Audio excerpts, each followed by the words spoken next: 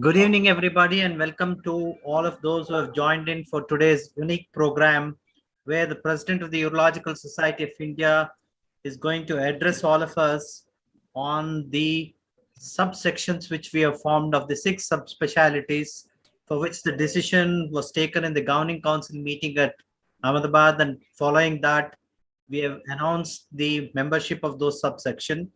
A lot of people had queries regarding this, and we thought it is better to address all of them at one go, and President USI would address all of us to clear these, such as what is the need to have these subsections, then why not a cell-based function which was there earlier, will it split the USI? There are so many queries which have come in, and I think he will address all these issues.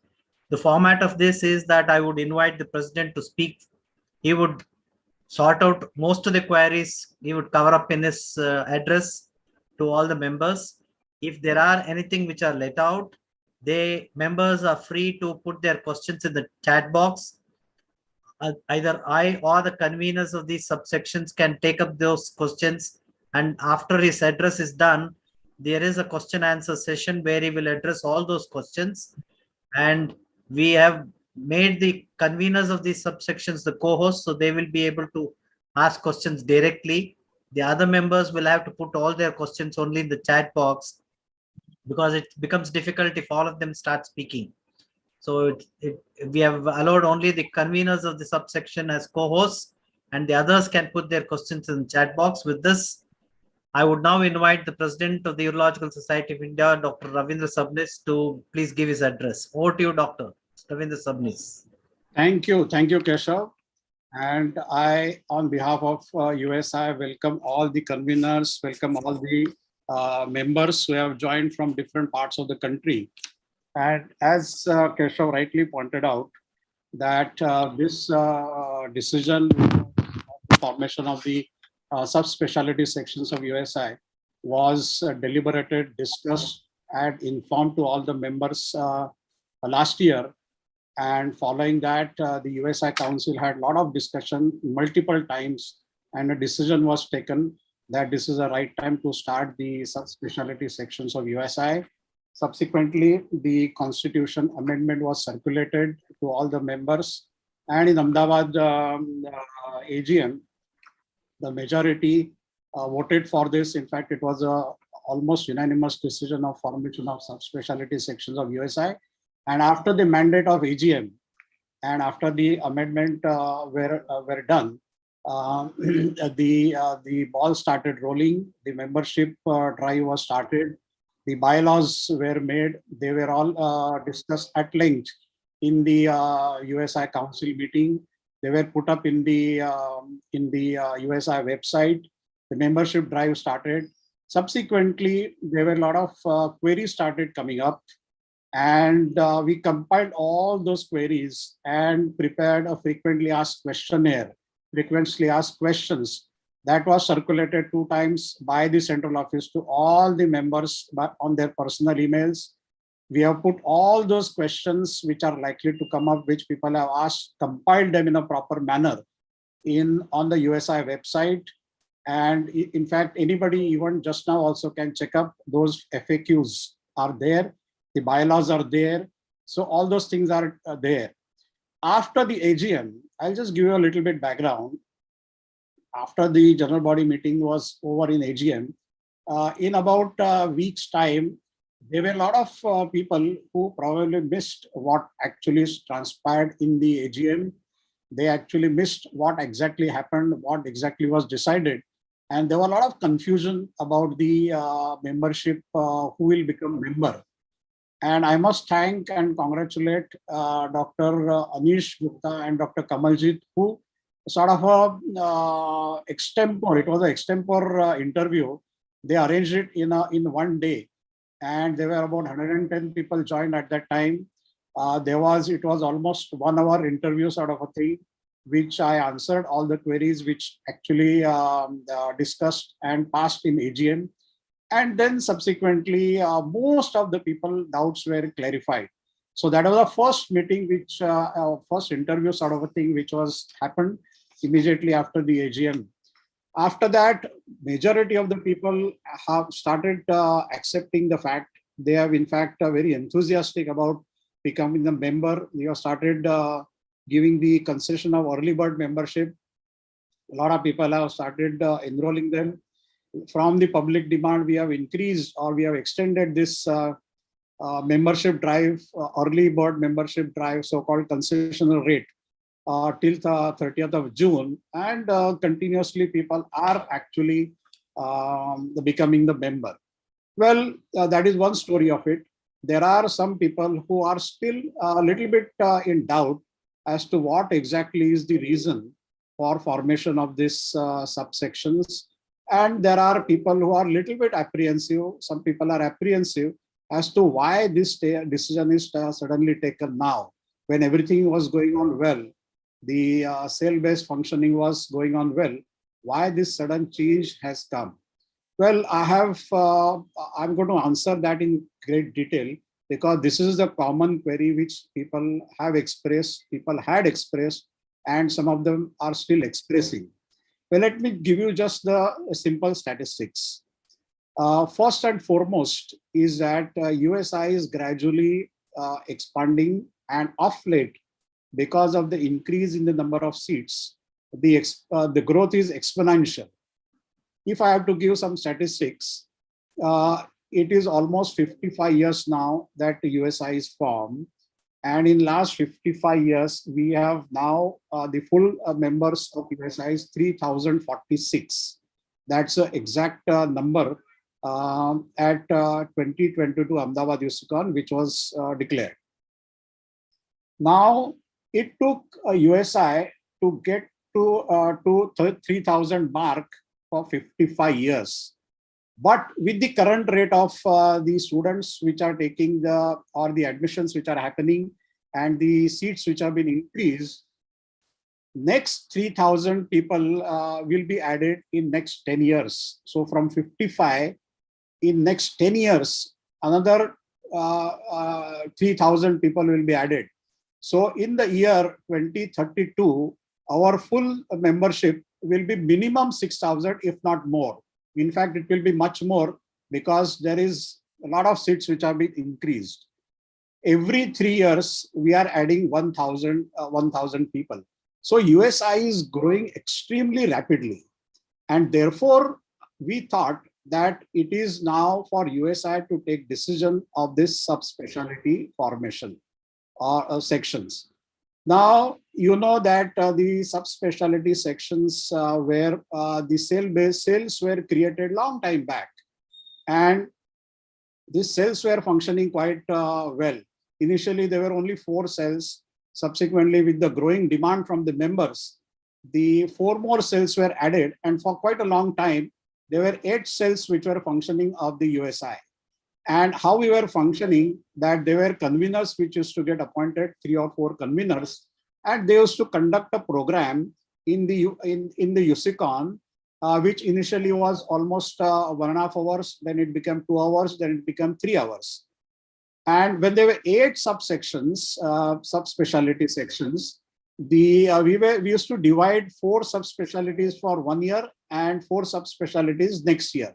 So that is how we were accommodating the subspecialty sections. Then with the growing demand from the people, people said that if you are omitting one whole 4 major sections in whole 4 for 1 full year, it is not proper, because there's a lot of demand. People want it that way. And therefore, then it was decided that we will increase the halls, and all subsections or all subspecialty cells will have the program in all USICONs. So that is how the demand started growing. People started demanding, because the people realized that subspecialty has a lot of things to give. So that is how we were functioning. Slowly, the demand started increasing, that they want us more slot, because we were able to give only 3 hours for the subspecialty sections in the USICON. So much of a subspecialty has grown. Every subspecialty now actually has become as big as USI, which was 15-20 years back. And therefore, the demand started growing from the people that it is time to give more and more time.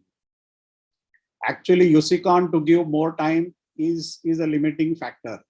And therefore, what we deliberated in USI is that why not now this is the time to give more time, to give more freedom, to grow more, the subspecialties should grow more.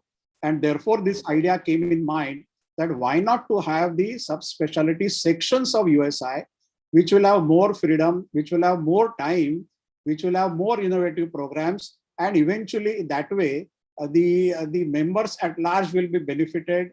People will get to know what exactly is happening in subspecialty, and basically a justice will be given to a subspecialty, whichever subspecialty we are talking. Now, with this understanding, we thought that why not to take a survey, because it is not appropriate that I think it is that way and therefore we do it. He thinks that way and therefore we do it, or the council thinks that way and therefore we do it. That's not right. In a democratic body in the society like ours, we need to understand from the society point of view as to what people want. And it is our job as an office bearer to provide what they want. And therefore, to understand what is the understanding, or what is the requirement and what is the need of the people, we took a survey. And I'll just share that survey with you. This survey was taken. Let me share the screen. Navneet, can you allow me to share the screen? So in this survey, we asked many questions. I'm not able to. Navneet, can you allow me to share the screen? Yes, sir. Okay. So let me share the screen. Okay, this is the screen. And 456 members participated in this survey. As you know, there is a lot of lethargy, but anyway, 456 people participated. We have the whole list of people. This is a raw data we have in detail. We analyze it. And this is what is the survey. I'll just take 2 minutes for this. Who responded? Now, if you see the people who responded, less than 40 and 40 to 50. So less than 50 were majority who responded. Those are the people who are very, very enthusiastic about this subspecialty section. And if you see here, the private hospital, corporate hospital, government hospital, charitable hospital, it was evenly distributed. What is exactly is the distribution of the members? So this survey was evenly distributed. And as expected, the younger people who were 5 years, 10 years, 15 years from their MCH and DNB participated very aggressively. Now, the different questions were asked. Do you think that urology practice will be more of subspecialty oriented in next 10 years? Majority, almost 76% said very likely. So that was the perception of the people. Do you think subspecialty association formation will help in growth of subspecialty? This was a very important question which we wanted to ask, whether we are actually serving the purpose adequately or not. What is the perception of the people? And 87% of people said yes, it will help in growth of the subspecialty. The next question was that if that is so, then should USI take that lead? 84%. In fact, some people who did not think also said that yes, USI must take the lead in that formation of a subsection. Then the next important thing is that, do you think the time has come now? Almost 80% said yes, the time has come now. This survey was taken after a lot of circulars were sent, and this is the one problem which all of us are facing, that we send circulars, we send information, we send lots of things, but not many people actually read it or they miss it. And this was an important question which asked, and as expected, those who actually responded to this survey, who participated in survey, almost genuinely they told that 50% of them had actually not read the previous circulars. So that actually is the thing. So this was the survey findings which we took. And this gave us the clue that, yes, this is the need of the hour. Yes, this is the USI's responsibility. And as office bearers, we need to understand what exactly is likely to happen 10 years, 15 years down the line, not just 1 or 2 years. When we plan out the things, we need to plan as a USI office bearers and a USI council the vision document and what is likely to happen in the country, what is likely to happen in USI, what is likely to happen to the practice. And therefore, we decided in the council that time has come that we need to form. In fact, some people express that, in fact, USI is too late. Why? Because there are some associations which are already formed. And I must compliment them. Those who have formed that association, they identified the need. This is a need. Subspecialty section formation is a need. They identify that need. And just because USI was probably not doing, they formed the associations. That association is doing quite well. I must compliment them that they have done that step. And now it is not too late. In fact, people who are asking, is it too early? In fact, no, we are actually a little late in forming this subspecialty section, and therefore the whole thing was started. I'm very happy that there are a lot of people have become members and they are still becoming members. Now, as I said, that the cell-based functioning worked very well, and now it is time to become the subspecialty oriented. The next question comes naturally in our mind, and this is apprehension which many people have expressed in the past also. Their apprehensions we have addressed to, and there are some people who still are not sure as to what is likely to happen. And first and foremost thing is that by formation of these subspecialty sections, is gradually USI becoming irrelevant or not? That's the biggest fear which anybody can have in mind. And that's a very, very important fear if that is so. And I'm here to address that fear, that this fear actually is not there. Will USI become irrelevant? Absolutely no question of USI becoming irrelevant. I'm absolutely firm. We discussed this matter threadbare in the council, and council also is convinced that formation of a subspecialty section is not to make USI irrelevant, or it will not make USI irrelevant. Why? Because US subspecialty sections are not independent bodies. They have no constitution. They have no separate registration. They are part and parcel of USI. They are subsections of USI. Only thing is that we are structuring the subspecialty section in such a way they have a freedom to take their decisions. They have freedom to work for that subsection or for that section, but they will be working under USI banner. They will always remain under USI banner. There are many checks and balances which are put in the bylaws. Some people have fear that what if those sections make a amendment in their bylaws that they want to make a independent body. This will not happen, because every amendment which subsection makes has to ultimately come to USI Council and has to get ratified from the USI AGM. Secondly, when the council meeting happens in the subsection, whosoever is the USI president, whosoever is USI secretary, whosoever is USI treasurer, they are the ex officio members of their executive council, all subsection executive council. So there is no question, they will be watching what exactly are the decisions which are made. They will be, if there is anything which is to make the USI weak, that they are the people who will be responding appropriately. The other question which people are saying is that if you make the subsection and if they are doing everything related to subspecialty, what is there for USI to do it? Is it not automatically going to become irrelevant because everything is taken away from USI? Now USI has nothing to do it. No, absolutely not. That also apprehension is not correct, because there are a lot of things which USI has to do. In fact, with the subsection formation, the major responsibility will be given to the subsection people. They are the people who are actually working for subsection. They are the expert. So they will be managing the academy part very well. And therefore, USI has a lot of things. There are things which are not included in the subsection.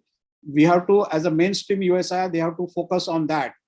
Actually, now as USI is growing, as our quality is growing, you have to understand, and this is my experience from the positions which I have held in the USI in past as a secretary, as a BOE chairman, and now as a president. I know that the relevance of USI, the strength of USI, the weightage of USI is increasing not only in the neighboring countries but across the world. Everybody now wants to get associated with USI. Why? Because they know that we are a rapidly expanding body. We have the quality people. We have a capacity to organize programs which are of extremely high quality. We have been doing the live operative workshop in a flawless manner, which people are amazed to see from outside country. And therefore, there are a lot of requests which are coming up. And I'll tell you that there are requests which are actually coming up from the many associations. We have already tied up with Nepal Association, Bangladesh Association. There are requests coming from Arab Association. There are requests coming from Philippines. There are so many requests which are coming up. In fact, USI has to focus more on those things where they have to respond to all those requests, form the MOU, ensure that USI becomes a bigger and bigger. It becomes the USICON and the USI becomes a very important body, a very powerful body, a very academic body in this region. And with that, the respect in the rest of the country will increase. And therefore, USI has a lot of things to do. In fact, the sky is the limit for USI to do it. Every time the secretary is bogged down with the work which actually are supposed to be done by others, and secretary and the president has a lot of other work to do it. And therefore, if this burden is taken away and it is given to the expert in that field, USI will grow leaps and bounds, and our strength in the outside country will increase like anything.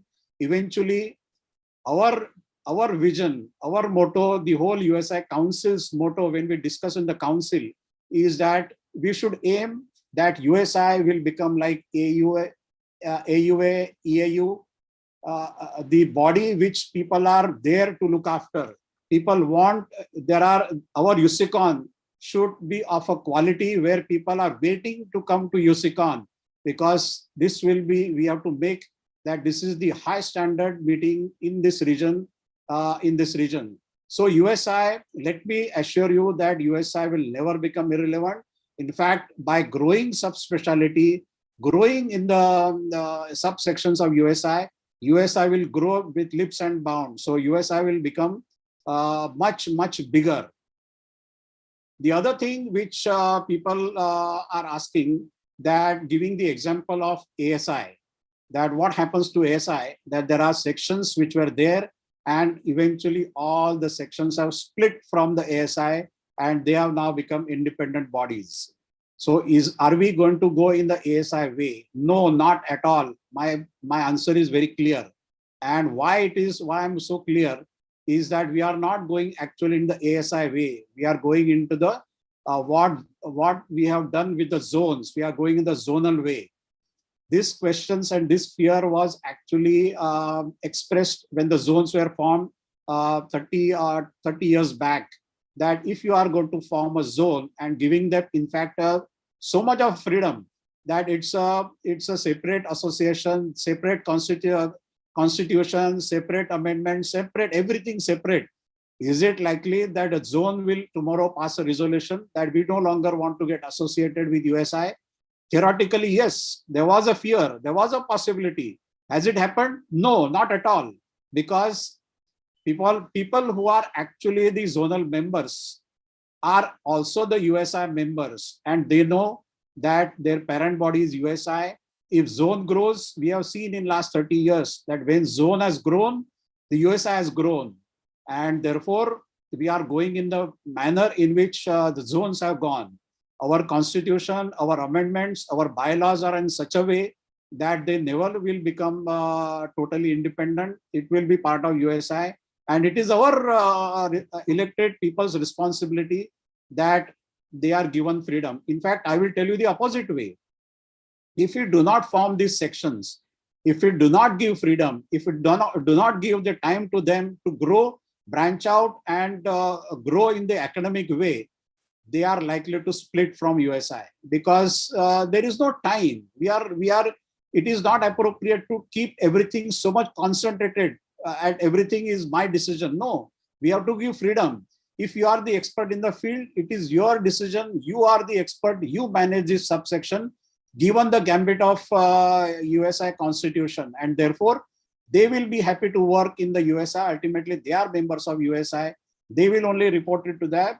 So if you give freedom, they will not go away. If you snatch away their freedom, 100% they will go away. This is the fact of the life.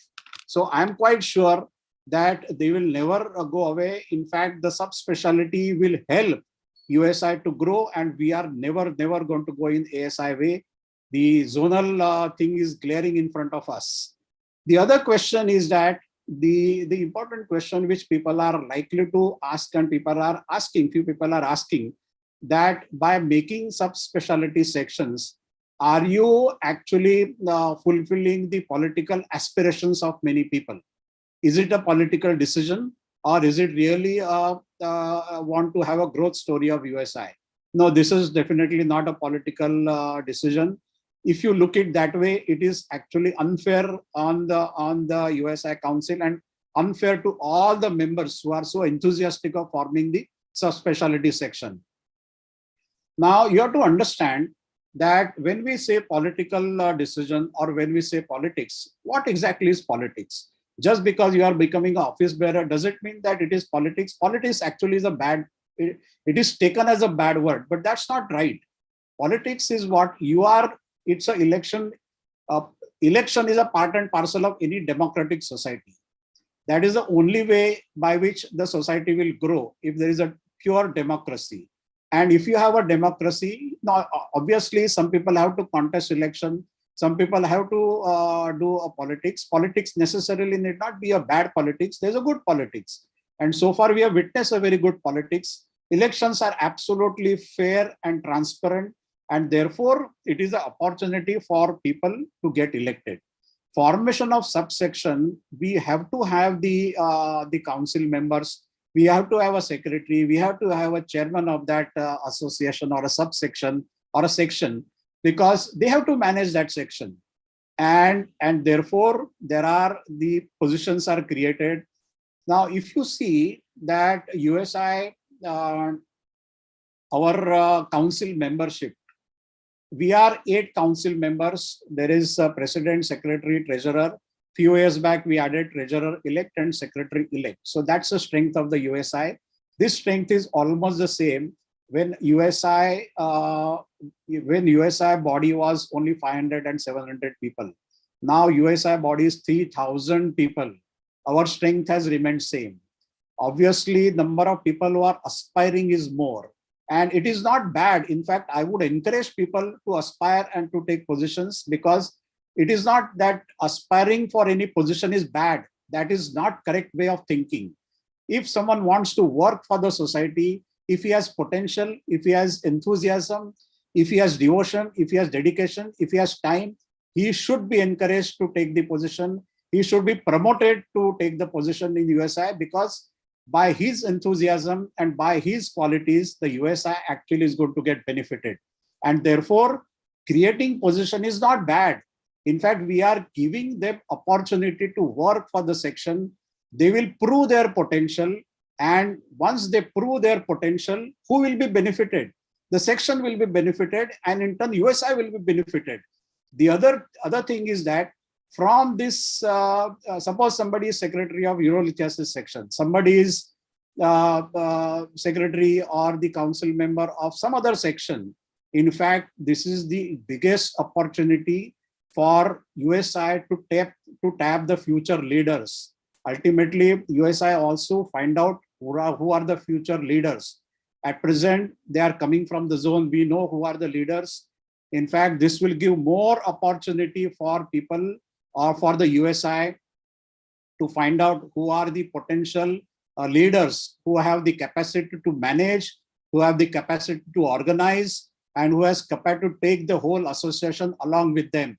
These are the people which we want. These are the people which we want to look at 10 years, 15 years down the line. They are going to become the president and secretary of USI. And subsection, if they take these positions, they have the potential, and that can be tapped, that can be utilized in a proper way. So it is unfair to say that you are creating positions for the political reason.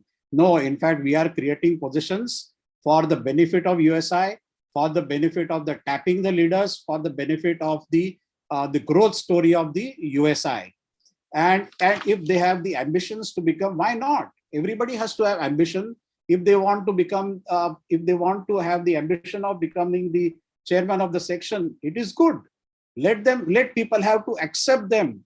Ultimately, anybody who is going to become the member or elected member is going to become a member or the executive council member or the chairman or the secretary only by free and fair elections, which all of you know that USI elections are absolutely transparent, free and fair. So everybody has equal opportunity to come to that stage, provided people accept them. So that is one thing. The other fear which people are expressing, that the subsections will have their own meetings. Yes, they will have their own annual meetings. They will have their general body meeting.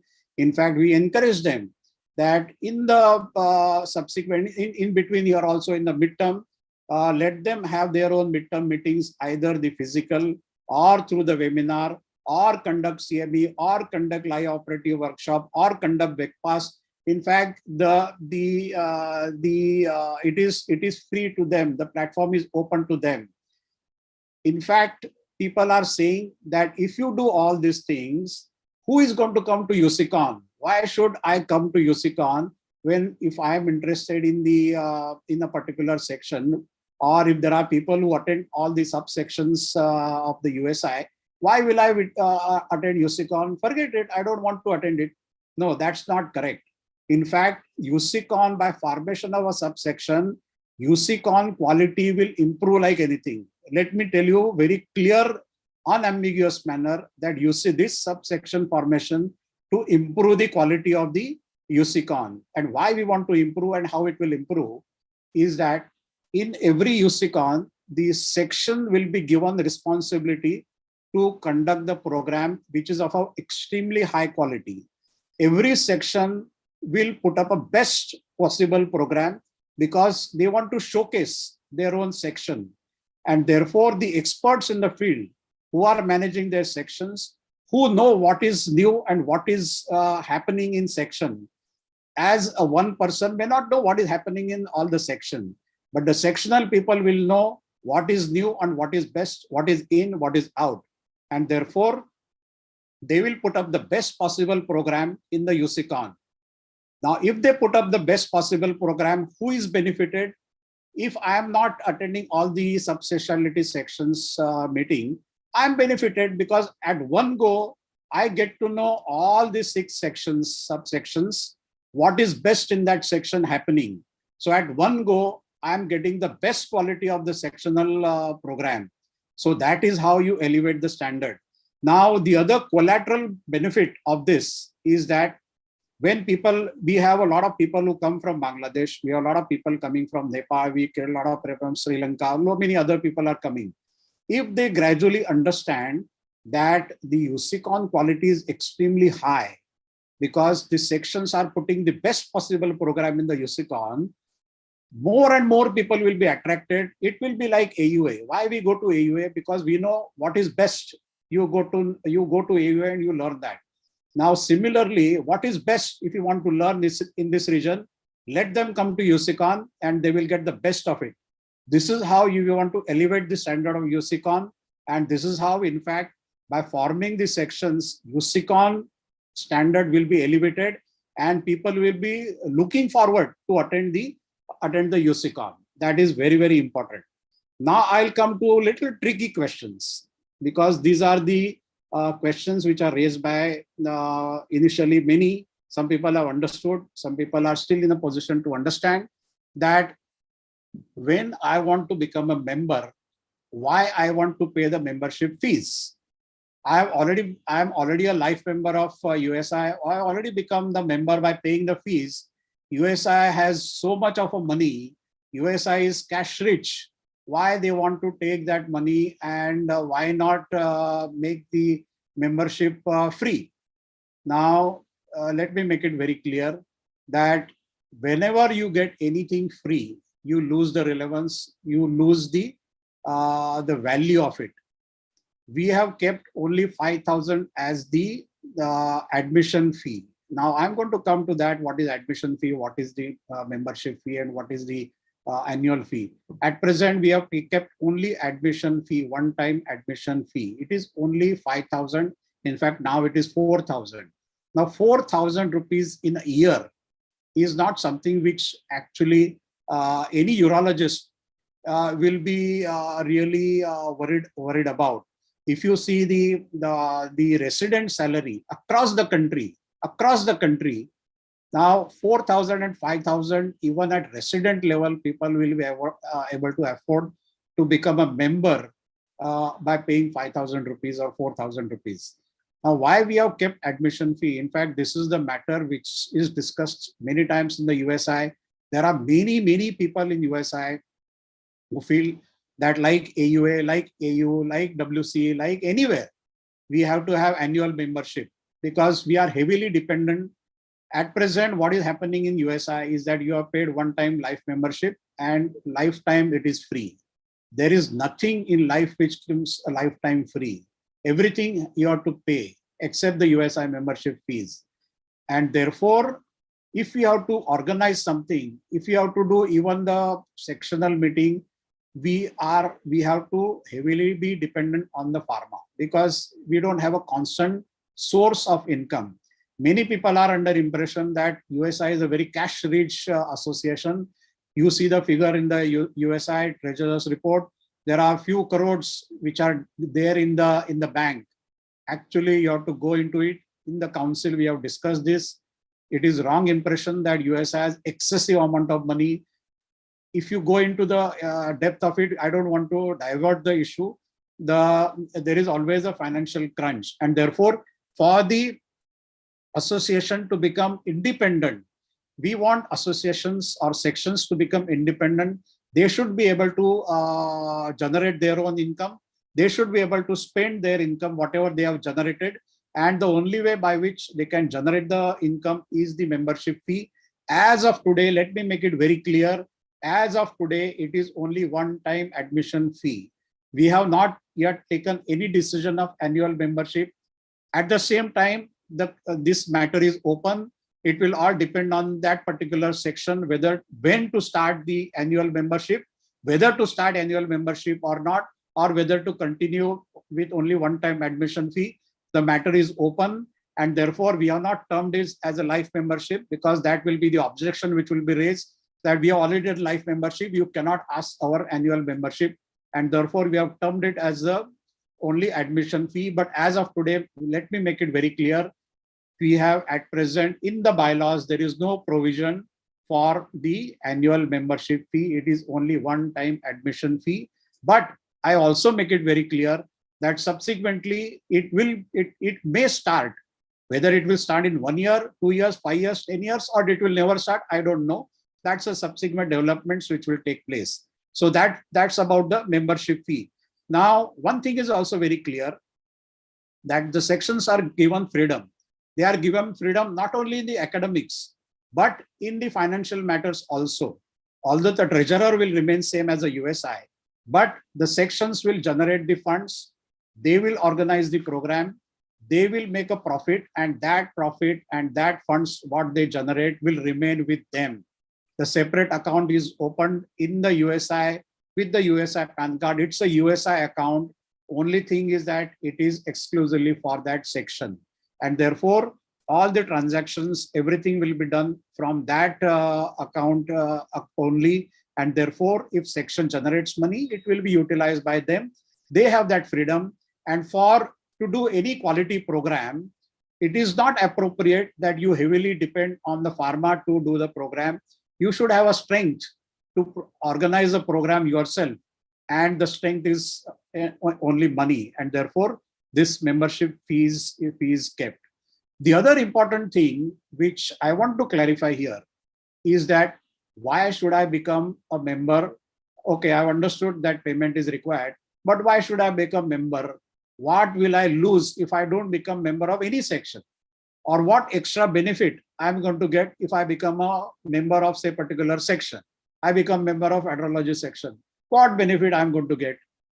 Or am I at a disadvantage because I have not become a member? I'm losing all my academic touch. I'm losing all what is happening in this. Now, let me make it very clear once for all, absolutely in a very clear term. Every USI full member will be able to attend every academic program of every section. All the sections are part and parcel of USI, and therefore there is no question, absolutely very clear term, that there is no question of anybody, any full member denying the academic attendance for any program, be it CME, whether it is a webinar, whether it is a live operative workshop or whatever. That is one important thing. Then it comes a natural question, if that is so, then why should I become member? I'm going to get all the benefit by just by the virtue of my being the USI member. Now, there are many things to it. Apart from the attending, there are so many things which section actually is going to do. Sections as of today, don't just look at it what is happening today or what is the situation today. Sections are going to increase. The membership is going to become bigger, and sections are going to organize a lot of activities. And if you want to be the part of those activities in the form of a faculty, then obviously you have to be the member. If you want to present something, say you have done some, you have come across a case, say a very rare case in andrology or in transplant or something.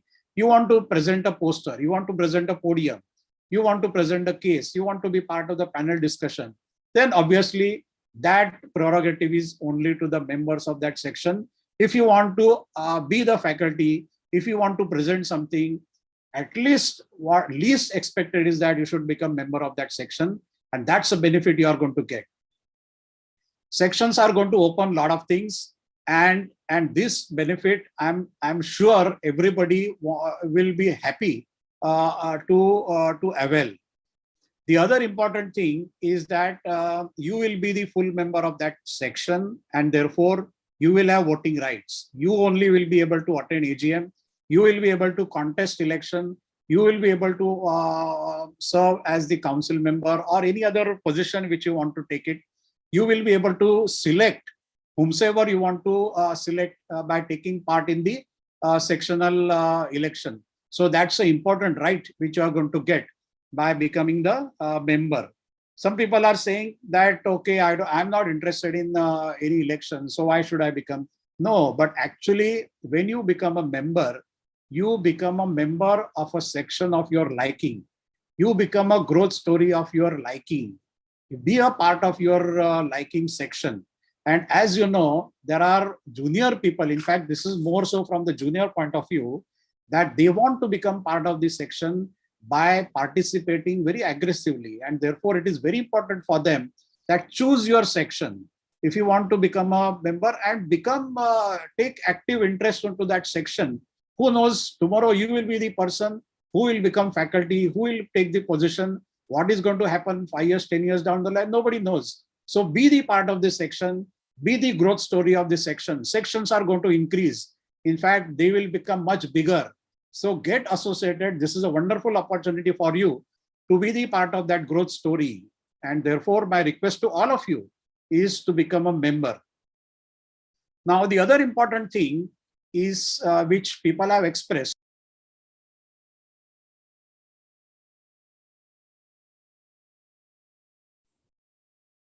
You're Sir, you are muted. muted.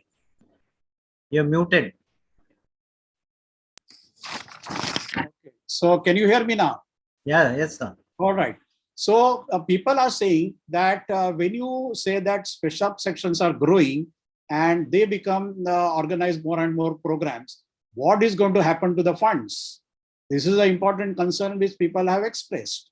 And it's a genuine concern because fund crunch is part and parcel of the every organization. Those who are council members, either whether they are in the state association, whether they are in zonal or they are in council, they know that how difficult it is to get the funds. And therefore, by making sections, are you going to deny the existing zones or the USI by creating the funds crunch? Now, this is a very, very important aspect which all of us have to actually address ourselves as to what are we doing. When we go to the conferences, what we want is that the live expenditure. In fact, we have deliberated this in the zone as well as in the council, that unless and until we reduce our expenses, and expenses not on the academic aspect, reduce our non-academic expenses considerably, we will be able to generate funds and we will never have any funds crunch. At present, the fund crunch where it is happening is because we are spending too much on the non-academic activities. Now, we struggle so much to generate funds. And when we generate funds, what is happening is that we generate funds, we spend that fund, and eventually what happens is that neither the association gets benefited because very little amount of that is left over, which has to be distributed to zone and other things. Neither the members are benefited because they have to pay their registration fee. And every time we are increasing the fee a little bit. Neither the zonal body is benefited because they are also getting a part of that profit which they have made. And ultimately, by struggling and putting so much of sweat, who is benefited? All those other people who are actually not involved in the academics are benefited. And this introspection we must have with ourselves. If we address to that thing, certainly the funds crunch is not going to be there. Secondly, by forming the subsections and they being part of USI, there will be a lot of new openings which is likely to be there. At present, there are many companies who are not coming to us simply because the field of their interest we are not considering at all. There are many people who are coming that USI is not discussing this aspect. They in the whole USICon or this just a 5-minute talk or 10 minutes class, so we are not interested. In fact, by forming the sections, we are actually opening a lot of new companies, a lot of new industries which are likely to come up. They will come forward and they will give funds. So eventually the funds is not going to be a fear. Funds can always be created. Funds will always be generated. The other thing is people are expressing that if these sections grow, I mean, this is the irony that people are expressing that if the sections become bigger and bigger, tomorrow the corporate hospitals and tomorrow some other people will say, are you member of this section? If you are only of that member of that section, only then you are recognized as an expert in that field. If that is it likely to happen? Now, the answer to that is we don't know. In fact, if the subspecialties are growing, if subsections are growing, obviously those who are working there, the people are going to identify. See, suppose XYZ person is giving faculty, giving lectures, he is identified in the transplant section. Obviously, people will identify that he is the expert in transplant, so and so in andrology, so and so in this. So that is actually inevitable.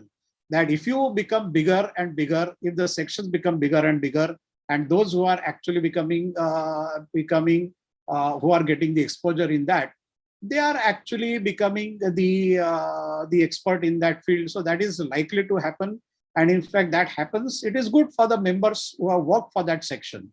So that is that also fear actually is not there.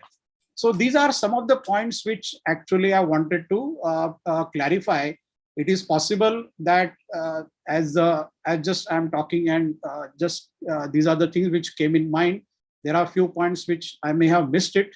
Now I request in fact, I had told all the members that if you have any questions specifically, please write to me so that I can address all those in my talk. There are few people who have already sent me. I have addressed all those concerns. There are conveners which are actually going, and there are people who are asking conveners some questions. They have some questions. They have doubts in mind. And therefore, now I request all the conveners, if they have any doubts, if they have any questions in their mind, or if there are any questions, I have not read chat box. It's not possible for me to go through the chat box. But I request all the conveners to make sure that whatever questions which have come in the chat box, please please ask all those questions. And in the best possible way, I will address all those in an appropriate manner. Thank you very much. Thank you, sir. But before we let it out to the conveners, there are some questions in the chat box. Okay. I will read a few of them that you can answer. This is a question from Neeraj Kumar. He was the first one to put, if USI is interested in developing subspecialty, why allowing a person to become member of all subspecialty and also a chance to be office bearer of all subspecialty? No, okay. That's a very good point. That this is about the concern which he has raised, which actually I missed it. That if I'm interested in one specialty, I will become member of that particular member of that section. If I'm interested in two, if I'm interested in three, it is my wish how many association or how many section member I will become. So that's purely up to the member. Coming to the important point of the office bearer, we have made the bylaws. In fact, it is already there in the bylaws that at any given time, a person will become office bearer only of one section. He will not become office bearer of multiple sections. In fact, any office bearer of any section will be considered as the office bearer of USI.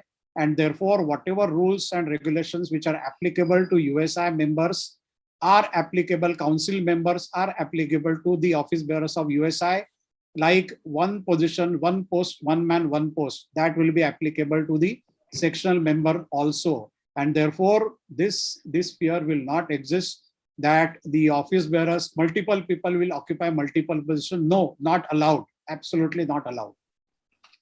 The second question, I think you have answered that if in USICON subspecialty will dominate, what is left for someone who is not a member of any subspecialty? I think you have answered that. That I have answered.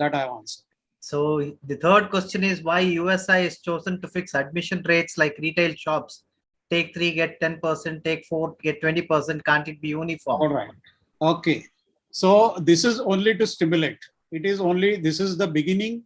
And in the beginning, we just want to create an enthusiasm. We just want to stimulate people to become member. And therefore, we have given us discount just to stimulate, just to start ball rolling. That it is a discounted membership of, instead of 5,000, it will become 4,000, 4,500. If you become member of 2 associations, you will get further concession. That's just to stimulate the people. There is nothing more than that. We have extended that membership fee up to 30th of June. After that, there is no more extension. Those who will become member, they will become member by paying a regular fees. There is a suggestion by Dr. G.G. Lakshman Prabhu, who is our secretary-elect, that a following clause should be included under the bylaws. A member of a given section can retire from it, but shall continue to hold the primary membership of USI. However, if an individual resigns from primary members of USI, he or she shall forfeit the membership in the subsection. Okay, that will put it. Obviously, if by default, if he does not remain USI member, automatically he does not remain member of any section. It is by default. Similarly, see how we have USI membership. For USI membership, you have to be a registered member of MCI or NMC now. If MCI removes you, obviously your USI membership goes. Same way, primary requisite is the USI membership. If you are not member of USI, obviously it is no question that you remain member of any section. There was another question from Chandramohan Godala, but I think you have answered. Can members become office bearers of multiple subsections at single point of time? That is addressed. No, no. Rishi Grover's question is, doesn't membership of more than one or two subsection defeat the purpose of subspecialty sections?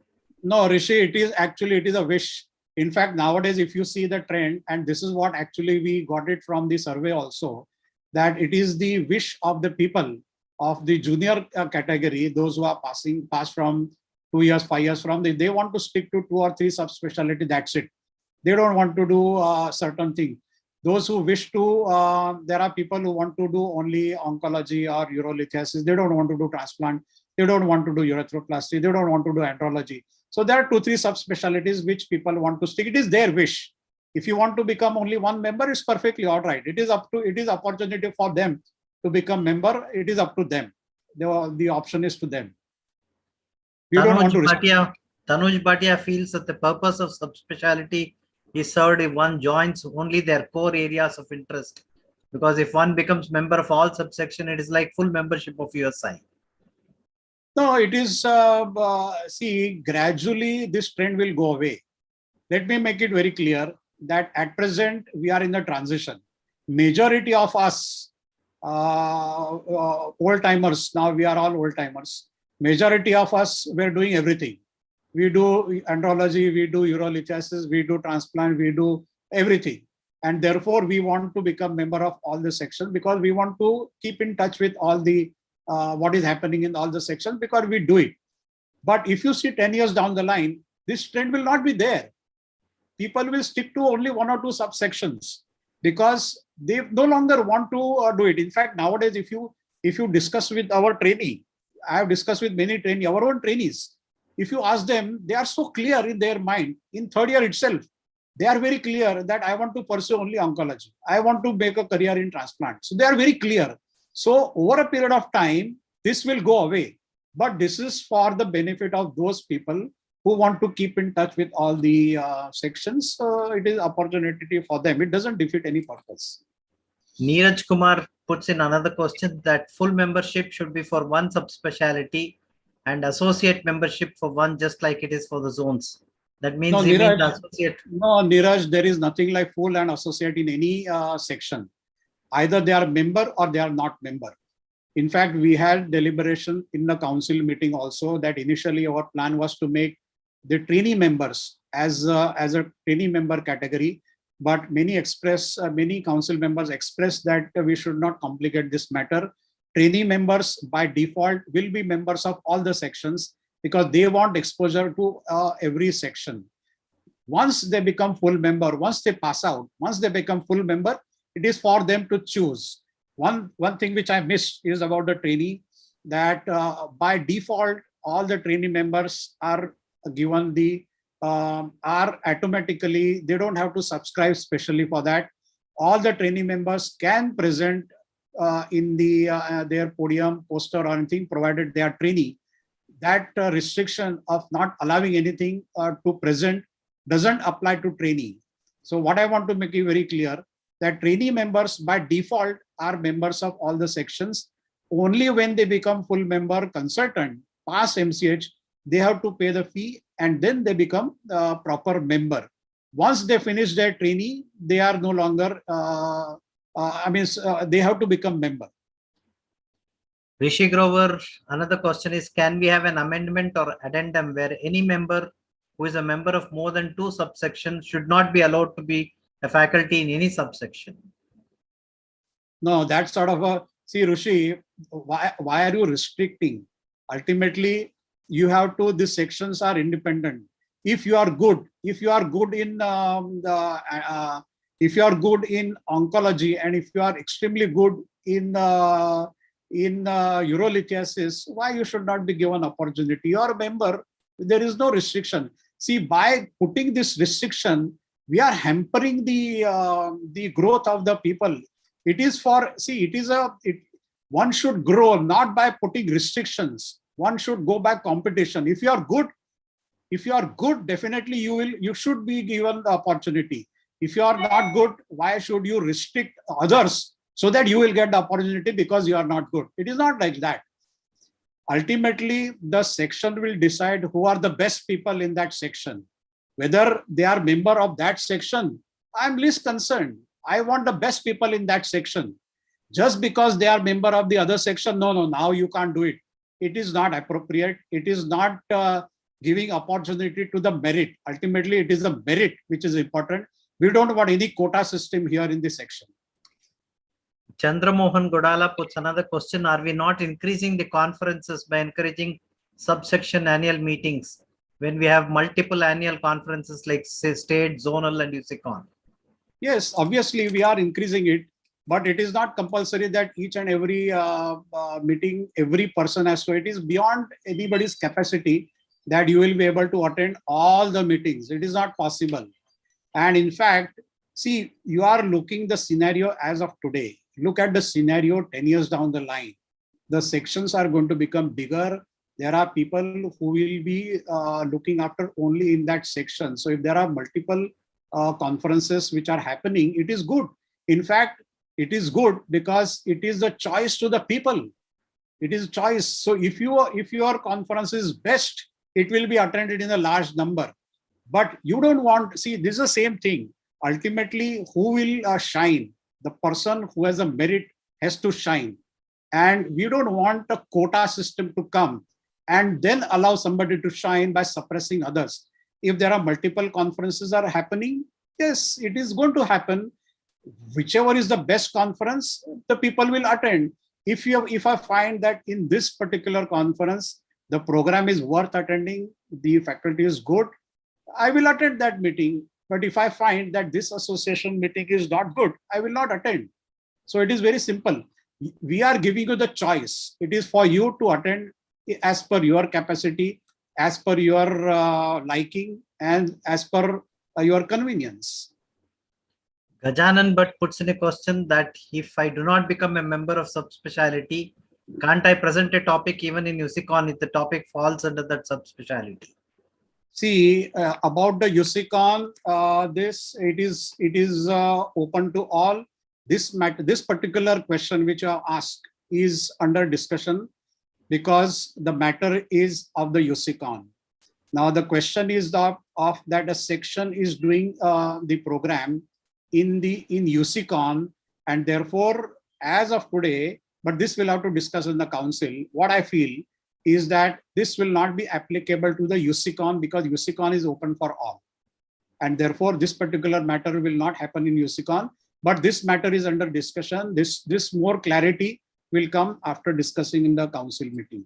I alone cannot make any decision. Dr. S.K. Pal puts in a comment that interests of beloved USI are prime. If any time in future, we find that interest and health of the parent USI are getting affected in negative way, we should have an exit clause and dissolve this move. 100%, Dr. Pal, absolutely clear. And therefore, there is no question of exit law because they are not independent by constitution. It is part of USI. All powers lies with USI. In fact, as I made it very clear, and as it is written down in the website also, that any bylaw which they make, the USI president, secretary, treasurer are going to be the ex officio members of their council, their governing council. Any bylaw amendment which they make ultimately has to be ratified by the USI council. It is part and parcel of USI. So there is no question that there is exit law. They just cannot. It is part of USI only. Vikas Agarwal question is, what if someone does a live operative workshop on laparoscopy, which is not restricted to oncology, reconstructive endocrinology? So which section will conduct it? Yes, Vikas, your question is very relevant, and that was discussed at length in the USI Council. And therefore, if you see that we have not created a section depending on the technology or the technique. These are all disease-based specialty. And therefore, there is no laparoscopy section. There is no robotic section. There is no endourology for that matter. It is a disease-specific subspecialty because techniques will come and go. The disease will remain. And therefore, if it is a laparoscopic partial nephrectomy for the tumor, it will be discussed in oncology. If it is a laparoscopic ureteric reimplantation or if it is a laparoscopic pyelolithotomy, it will be discussed in the urolithiasis. Technique can be anything. Technique can go in any section, any disease. We are not interested in the technique. We are interested in the disease specific section. There's somebody who has asked a question. It's covered only iPhone. So please, somebody putting a question, put your names so that we know who is asking the question. If we allow annual membership fee in subspecialty, that subspecialty will have more fund than USI, and USI will become economically weak. I don't think so that will happen. No, So, it is unlikely that that will happen. It is very. Mr. Mohan from Calicut is asking whether these subspecialties will affect small urology centers adversely. I am running my own center and would like to be a member of all subspecialties. So any concession if you want to join all group. I think Krishna Mohan, that's already given concession. Yes. If you are joining 4 or more, you get it at 4,000 rupees. But that is only up to 30th June. So after that, it will be individual. The other question is, it's going to be difficult for pharma to participate in so many meetings. Have we discussed this issue with industry? Cutting down the cost, as you suggested, seems difficult.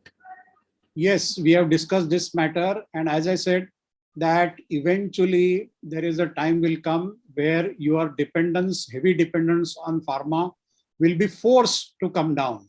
If not by voluntarily, there are many rules which are coming from NMC. There are many rules which are coming from different sections. So you will be forced to generate your own funds. You can't heavily be dependent on the pharma, which is likely to happen 10 years down the line. And therefore, there are multiple ways that you cut down your cost of expenditure. And secondly, by opening the section, there are new avenues of getting the income will be created. So eventually, the funds will be there, and people will learn how to organize the program in a smaller funds.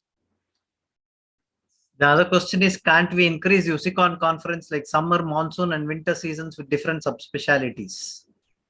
No, it will be subsection meetings which will happen. Why USICON tag has to be there? It is the subsection meeting which anybody who is interested in that subsectional meeting is most welcome to attend, no problem. So there will be a high quality meetings happening. Nuhu Baris has put in a question, what is the added advantage of having membership in particular subsection? Do we have to be a member in subsection to present a paper in that particular subsection? Yes, so I have already elaborated that. If you want to be on the faculty, if you want to present something, you have to be a member.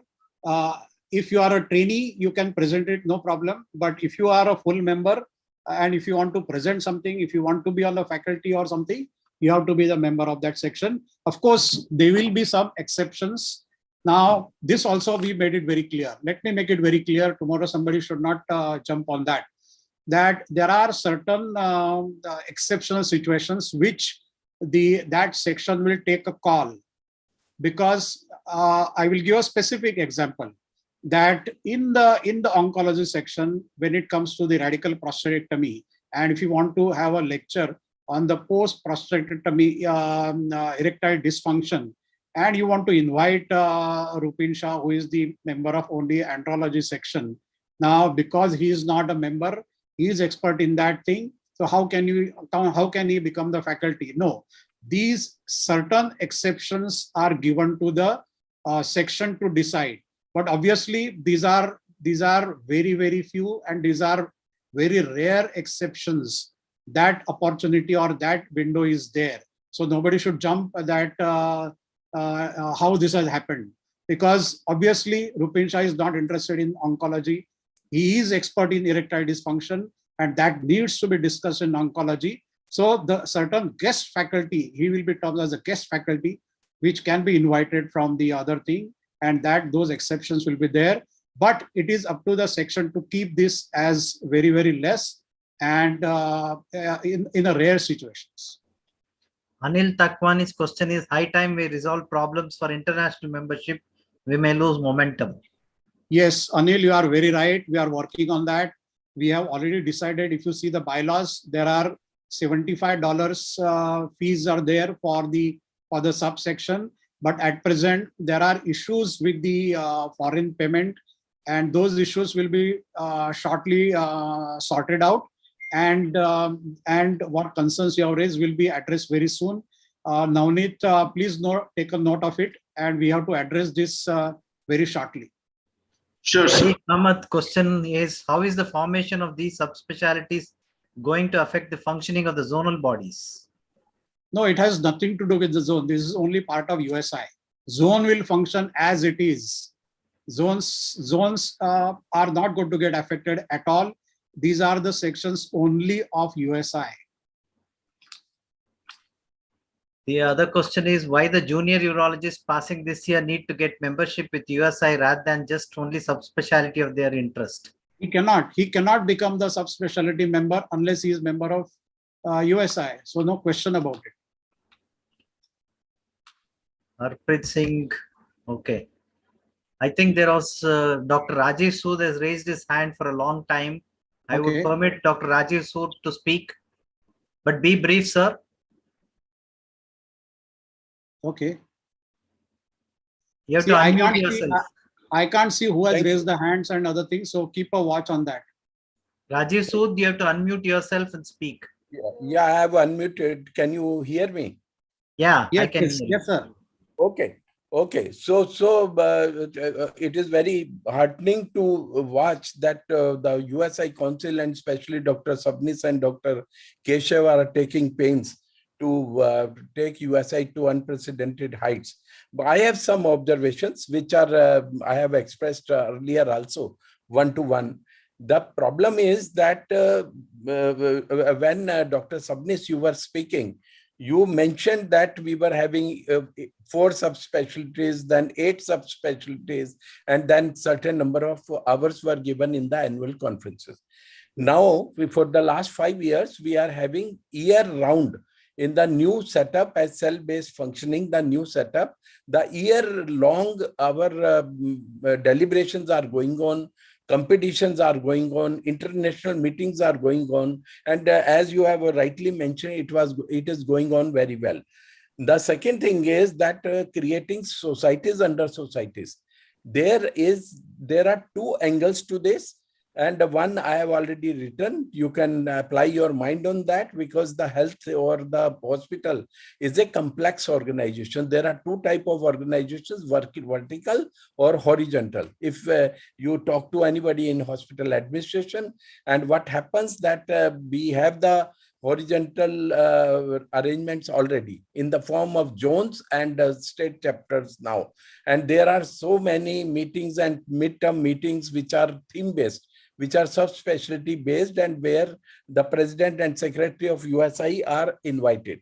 The third thing is, it is called you are creating second horizontal system, which is the subspecialties. And if they are associations, the associations under associations are called federation. It is not no more society, and federation can disintegrate anytime. This is the apprehension in most of the people. As in the circulars and all, you have rightly mentioned that 50% have not read, or those who have read out of 50%, maybe 1,500, only 400 had read. 100 are participating in this discussion. And you know that many are writing in various WhatsApp groups. They are not actually well prepared to receive these messages. In my view, whatever you are doing is the other name you are giving to cell-based functioning, year-long functioning, cell-based functioning. And Dr. Keshav, in the beginning, compared to our COVID year, has already expressed that we are already overcrowded. We have various rules. I'll not enumerate all, but one is that 1 month before, 1 month after, you cannot do anything. There are so many subspecialty. Are they allowed to do all these things? And then there are journal meetings. There is a pharma. You say that pharma will not be available. It is happening globally. But still, pharma is playing a big role, and some way or other, it will play a big role. And the next thing I will tell you that whether you call it subsection, whether you tell it society under society, or you tell that this is cell-based functioning, these are the nomenclature gimmicks only. This is the same thing we are going to do. And in the history, whether it is ASI, it is Asian Urology, or maybe any association. I know tons of associations who have experimented it and they have failed. But ultimately, if we succeed, it is a big success. On the other positive side, I'll also mention that if we are able to inculcate the habit of annual membership, which I am seeing a positive point in this, directly or indirectly, that will save our future and USI. So that is the positive point. And also the cell-based or subspecialty based, I don't think that you can do all this in cell-based functioning also. There is no need to call it society. It will give wrong message and apprehensions and also the future problems. So you Dr. Sood, I think I'm concluding. You rethink over the nomenclature. The way you are going is all right, but there are certain things which need to be discussed. All right. So thank you, sir. I will address your points. There are 2 points which you raised, and we will definitely, you are a senior member, will take the note of that. And let me address 2 points. One is the nomenclature. This is not the independent society under society. This is the section of USI. And therefore, these are the, and therefore, when we made the office bearers, we have not named them as a president of that section, because it is only one president which remains, others cannot become president. And therefore, the nomenclature we have given them is the chairman of that section. Similarly, the title of that particular subspecialty will be, say, andrology section of USI. Transplantation section of USI. So that is going to be the nomenclature. So that matter is very clear. We are not here to create any society under society, and neither they have any constitutional authority, neither they have any constitutional authority. That is one. Secondly, your point is very well taken, that when cell-based functions are going on very well, in fact, we took the clue from the COVID time, because in COVID time, these cells have done a fantastic job, because they organized webinars, because there was no way. In fact, USI did a lot of new things in COVID, and that was the eye-opening for everybody. And the clue is taken from them that it is not that the cells are going to do only the program at the USICON, but they have to do functioning round the year. And when the COVID is gone, people are now no longer interested only in the webinar. Organizing the round-the-clock program, physical program, is not easy for only a few conveners who are scattered at different places, and therefore this idea came in. The other thing, very important, why now? The question is why now and why to disturb this, is that there is a growing need of subspecialty. In fact, you will know, you are also part of it, that there are a lot of people, and I must compliment you also, that there are people who have already created this separate associations devoted to a particular subspecialty. In fact, as I address in my this, I must compliment them. And in fact, the special reason for becoming putting the subspecialty is that a lot of members who were saying that there are so many associations which are coming up devoted to subspecialty. There are few already come, there are few in pipeline. Other 2-3 years there will be plenty. And what is USI? USI is silent spectator. What is USI doing? They are not addressing any concern. Why are they not doing anything? Just because you have created a cell and they are everything is focused only in USI, everything is concentrated to the USI Council, there is no growth at all. And in fact, some people have got their emails, some people have told that if you go this way, make sure that USI will become defunct, because you have not addressed, you have not understood the growth, you have not taken the steps of the to keep the pace with the subspecialty which are growing. Look at the other people who are doing. Look at the people who are doing. What is USI doing? Do they want to become the silent spectator? After 10 years down the line, when the USI membership is 6,000, what is USI going to do? You will lose all those people because you have not addressed their concern. You have not taken part in the growth story of the subspecialties which are taking, and therefore these comments, these suggestions actually drove us that yes, the time has come that we have to take the step and we have to be in the forefront. USI is a prime body of urologists in the country, and it should remain as a prime body, whether it is subsections, whether it is subspecialties. USI has to remain at the helm of the affairs, and that actually forced us to take this decision. And as you say that there are many people who are very, very happy about it. So once again, I now invite Dr. Ajay. Ajay Oswal, who has raised his hand. Dr. Ajay, you can unmute.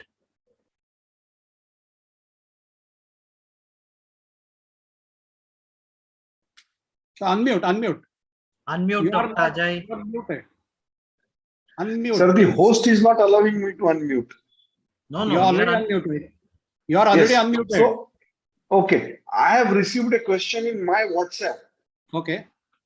Will an ex-council member of a subspecialty section be directly eligible for a post higher than that of a council member of the USI zonal chapters without becoming a council member of the USI or a zonal chapter? No, that amendment is not there. There is no such provision as of today. So USI council members' eligibility and everything remains untouched. It remains as it is. It is only the subspecialty sections are formed. Their bylaws are decided. There is no question of it diluting with the other things and they jumping directly as a USI member. So it is not that at present, if you want to become a USI member, you have to be a member of the zone, USI council member, a zonal council member, then only you can become the USI council member. What you are fearing, or what somebody who has sent you the message is fearing, that will the council member, ex-council member of this subsection will be eligible bypassing the zonal council membership, become the eligible of USI membership? In clear term, no, absolutely no. Kaushik Shah has asked that will there be a zonal subsection? That is left to the zones. I think we cannot make a decision. Tomorrow you will ask, there is a city, there should be subsections, and state and city subsections. So there's another question. Will our membership ID of USI remain the same with each subspecialty? Will there be separate directory of members list of each subspecialty? No, it is. It will be part of USI Council, USI website. In fact, even today, if you see the website, those who have become members of the section, they are there already in the website. So as I said to every section, that in the USI website, there will be a separate heading which will be devoted to the subsection, subspecialty section, and that section will be managed by that section office bearers. So that freedom will be given to them. They want to put program, they want to do anything, it will be in that section. So in the USI website, there will be separate heading which will be created, which will be devoted to that section. Dr. N.P. Gupta had requested me, so I can allow him to speak a few words. Dr. N.P. Gupta, if you are there.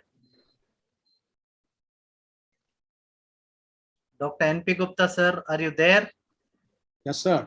Sir is not there. I can say Anil Takwani raised hand. Yeah, Anil Takwani, you can go ahead. I'll see whether Dr. N.P. Gupta sir is there. Thank you very much, Secretary sir. If Dr. Gupta is there, definitely I will stop. I'm here, but they are not allowing me to speak. No, sir, you are speaking. We can hear you. You are already speaking. Okay. Then I'll go ahead.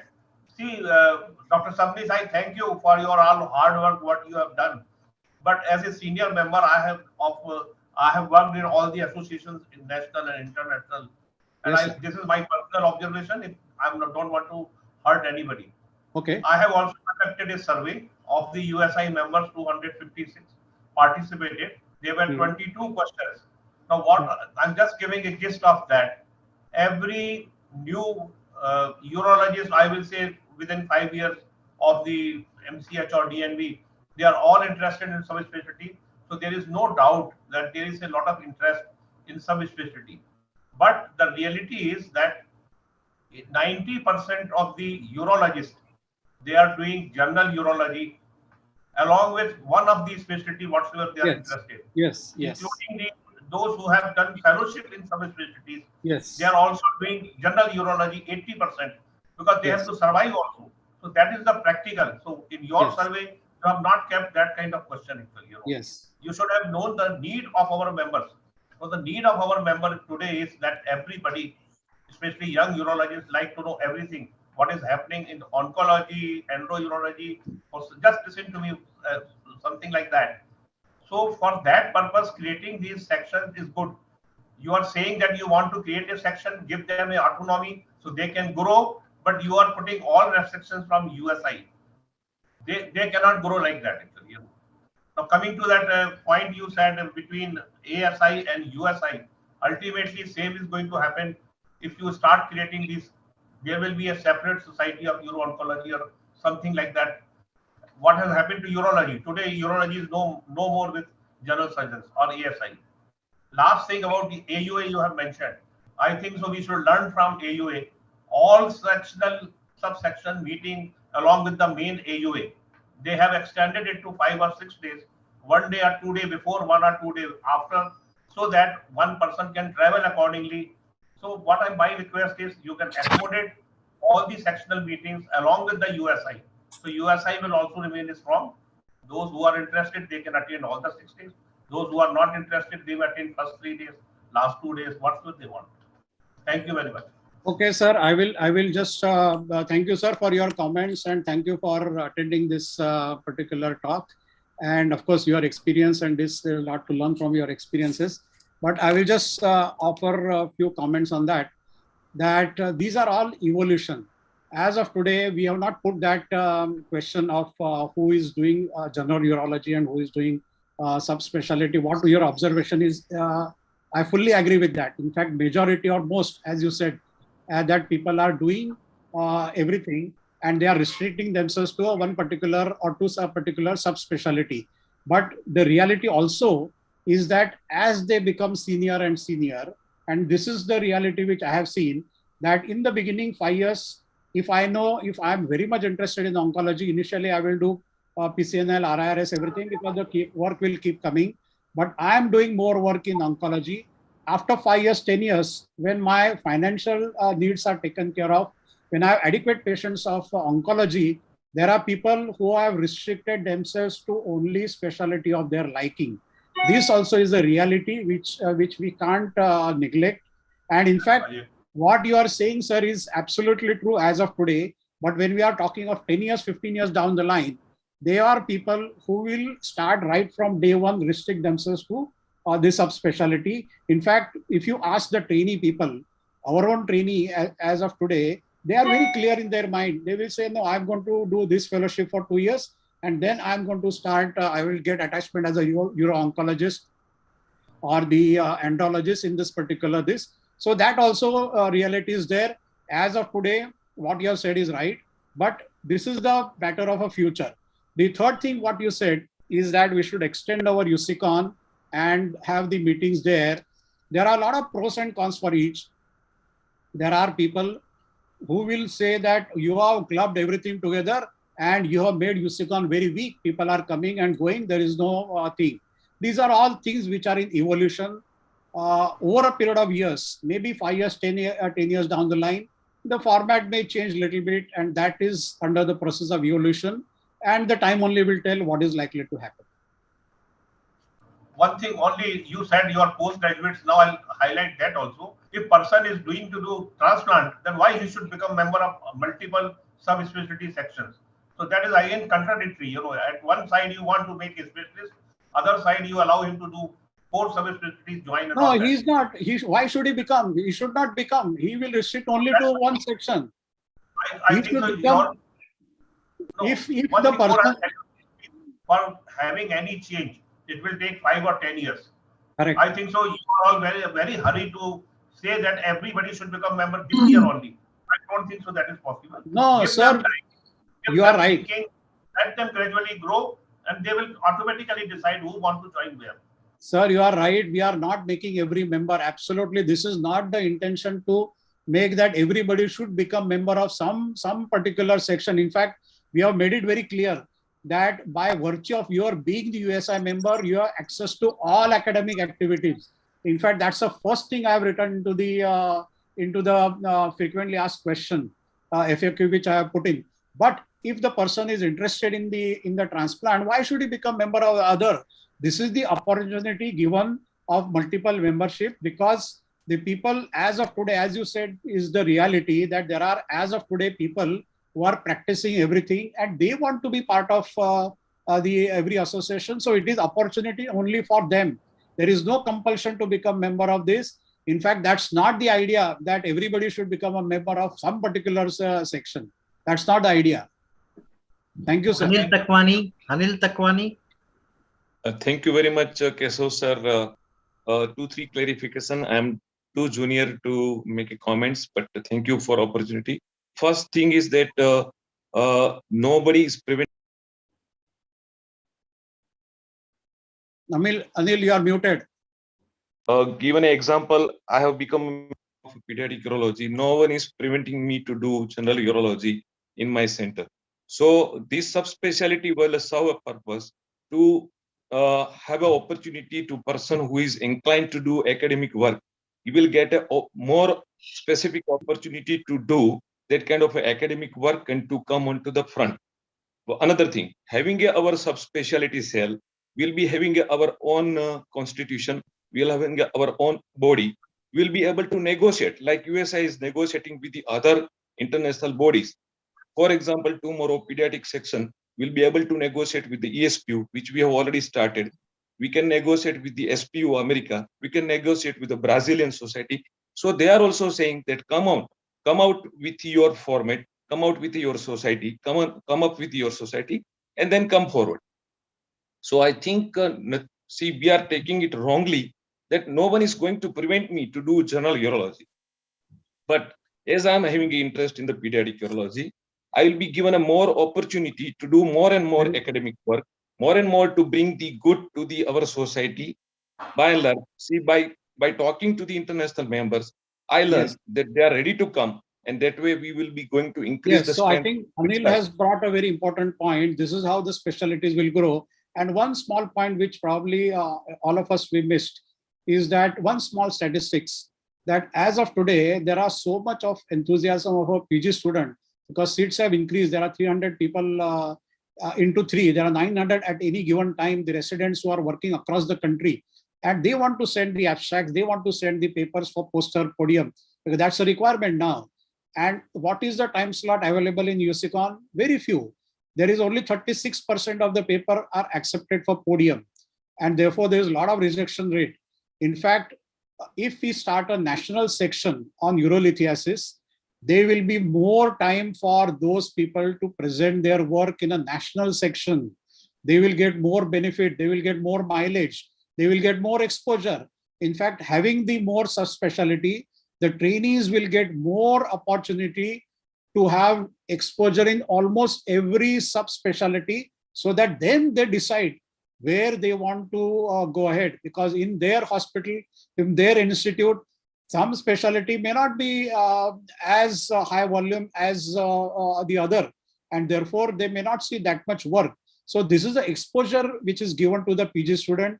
They can present papers which will be accepted, and there will be more enthusiastic people to listen to them.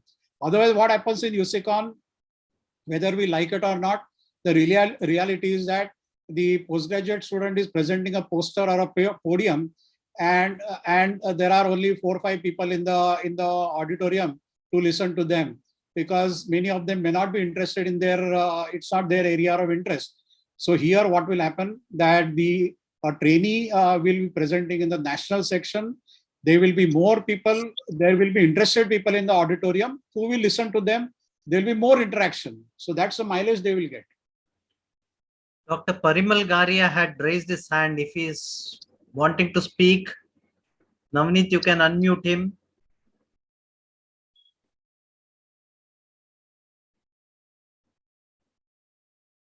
Dr. Parimal.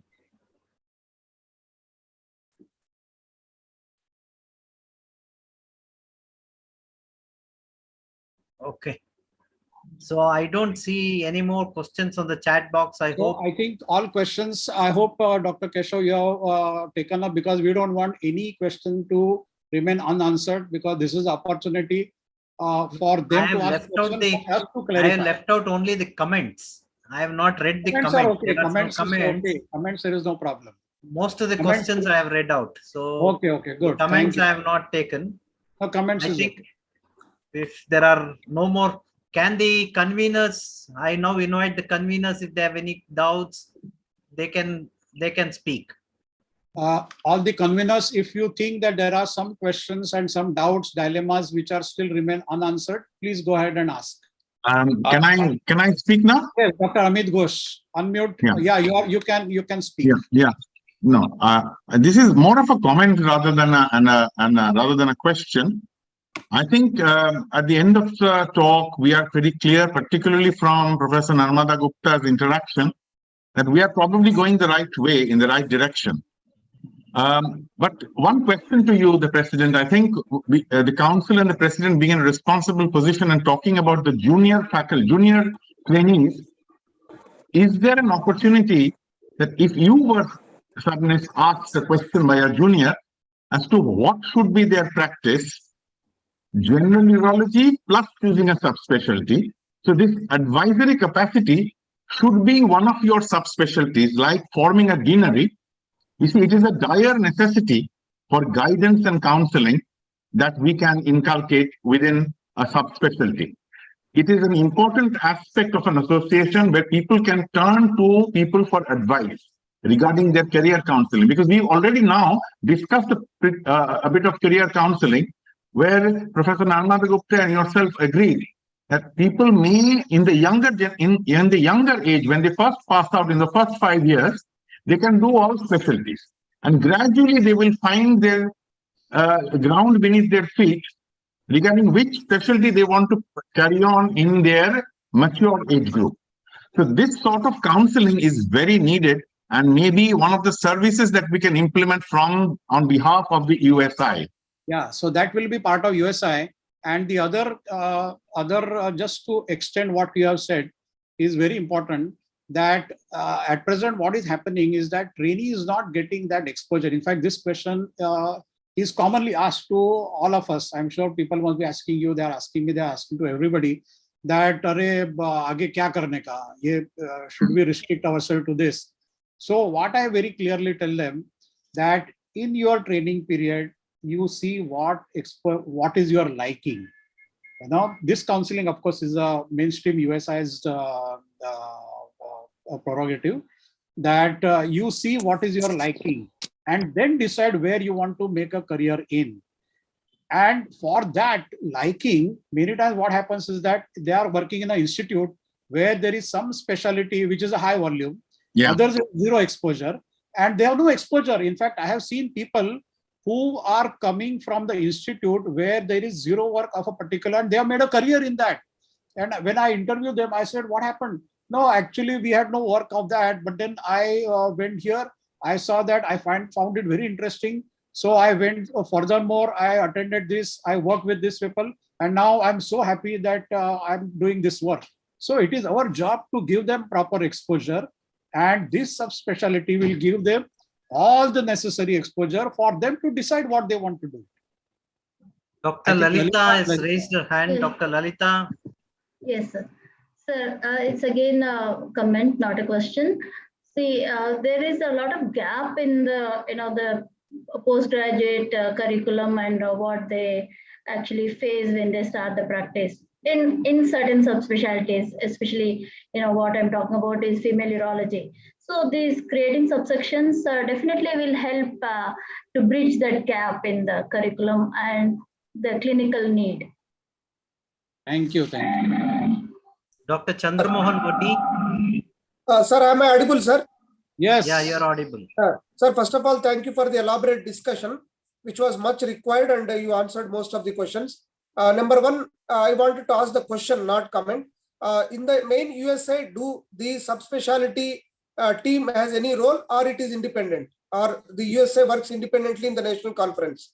No, main Second USI, question- as I said that in main UCCon, the adequate, in fact, little more time. In fact, this time only Dr. Keshav is very carefully planning that in main UCCon, more time will be given to the subspecialty section, Okay. so that the papers related to that, the podium, poster, everything will be in that. So we are working out on that. Keshav is putting a lot of efforts on that. So they will be the people actually who will organize the whole program of that.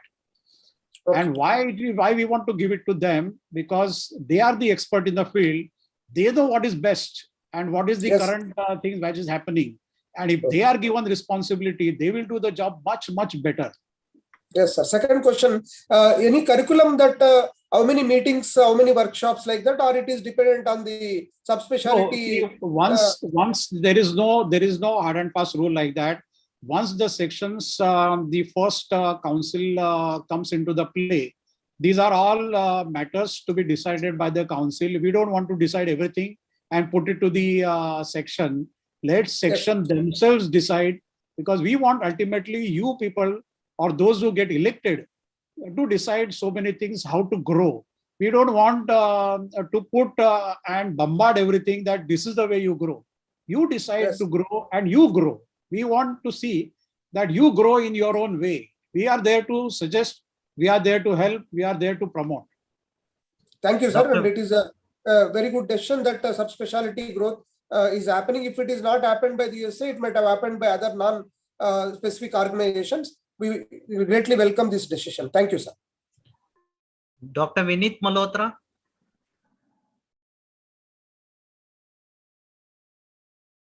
Good evening, sir. Yes. So my question, which has actually also been asked by several members to me, is will the subspecialty section at some point in time be allowed to offer short fellowships which are certified by USI, as happens in other societies, since some of the subspecialties don't have any regularized training programs available or certifications or short fellowships for them? Yeah, so these are all things which are in the stage of evolution. Over a period of time, all such decisions will be taken up. As you are aware that USI itself now is starting the fellowship, which are recognized by the USI. They will be given certificate. We are in the process of identifying the centers. A lot of people have already applied. We will decide which fellowships will be allotted to this. So these are all evolution. In fact, as Anil also said, that this is one of the important things, that subspecialty, if they decide that this is what is the period of observation, this is what is the fellowship, this whole thing can be discussed and can be sorted out, can be evolved. It's a stage of evolution. Dr. Harpreet Singh. Yeah, thank you, sir. I think most of the things have been very much cleared by Sabnis sir's talk and the discussion which took place. I just want to re-clarify one or two doubts. One is that, sir, I think we had some offline discussion that from next year we will have a calendar so that the date will not coincide. Dr. Keshav Sasha, you have told me, you and Sabnis said that you are going to work it out. See, what we have planned is the subsectional meetings of each of these subsection will be between the two conferences. That is in midterm. They can have it from June onwards till September, October. They can, so that they don't clash. And we will plan it. The secretary who is there will ask the subsections to give their date so that it does not clash. It will be part of the calendar. So we will definitely ask the subsection to plan their meeting so that it does not clash. Yeah, see, Harpreet, these are all USI. This is a USI program, and no USI program we allowed to clash with anything. When it is a USI or a zonal program, we ensure that it doesn't clash with other, because it's a USI. It's a part of USI. Yes, sir. So my second, we are talking of that these subsections will be given freedom to further expand their subspecialty. So how to go for the collaborations with other societies or societies outside the country? Will it be through the USI, or the subspecialty will try to connect? What is the way forward? Harpreet, as Anil also said, that see, if you want to have some specific area or some specific reason in your mind, and if you want to collaborate with something, you negotiate with them, you discuss out with them, but eventually the go ahead you pass in your council, and if that is acceptable to USI council, it is done. Everything, the freedom is given to you, but ultimately it is to be endorsed by the USI council. But by and large, once you people have decided, because secretary, president, and the treasurer are going to be part of you, your decision making is also in the presence of president, secretary. So they also will be giving a feedback in the main council, and eventually, as a safeguard, the council will give a go ahead. I think Thank you, we should Thank you, come sir. to the end of this. Anil, all the other discussion we can have later on. I think. Sir, last comment. Sir, last Yeah. comment. Thank you very much for this present council to go ahead with this. This will strengthen. We have stars. We are gems in the field of subspecialty, and having these subspecialty chapters, it will bring so many good associations with us, and it will strengthen the USI ultimately. And nothing is going to lose. We are going to lose, but we are going to bring more and more good to our society. So thank you very much to this present council to take this. Anil, in fact, we are going to bring out and more stars. In fact, with the subspecialty sections, there will be more stars which so far were hidden. We want to bring it out. Because the USI can accommodate only 15 or 20 stars. By having a subspecialty, you are expanding it to 6 times. So we are allowing them to shine. So that's fine. So that's good. So that's a very, very big step, sir, and a very generous step from the present council. Thank you very much. Thank you. Okay, I think we come to the end of this session. I must thank Dr. Sabnis for dealing with this topic extensively, and he has answered most of the queries. I hope most of the queries of all of them have been answered. And thanks to all the members who have joined in. To all the members who have not joined, we will make a gist of this and put it in the next newsletter, which comes from the USI. So thank you all for joining. Yes, thank you. Thank you very much. I must appreciate your efforts. I must appreciate all the conveners' effort. And I must thank all the members who logged in such a big number and put so many queries. In fact, I was surprised with so many questions coming up.